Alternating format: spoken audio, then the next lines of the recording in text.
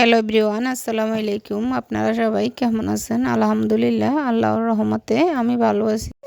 তো আজকে আপনাদের জন্য নতুন একটি ভিডিও নিয়ে আসলাম। তো আজকে কি রান্না করব সেটাই আপনাদের সাথে শেয়ার করব। তো আজকে রান্না করব মাছ দিয়ে আলু দিয়ে ভাজি করব, শাক রান্না করব, আর বাচ্চাদের জন্য মুরগির মাংস আরও আছে, ডাউল।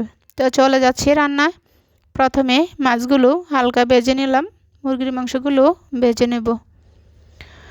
তো মুরগির মাংসটা ভাজা শেষ, এখন মুরগির মাংস বসিয়ে দিয়েছি। তো যা যা মশলাপাতি লাগে সব কিছু দিয়ে দিয়েছি। এখন মুরগিগুলো দিয়ে ভালো করে কষিয়ে নেব। তো মুরগিগুলো কষানো শেষ, এখন অল্প একটু জল দিয়ে দেব, হওয়ার জন্য অপেক্ষা করব। তো আমার মুরগির মাংসটা হয়ে গেছে, এখন নামিয়ে নিলাম। তো আলু ভাজিটাও বসিয়ে দিলাম, যা যা মশলাপাতি লাগে সব কিছু দিয়ে। তো এখন আলুগুলো দিয়ে দেব, দিয়ে ভালো করে কষিয়ে নেব।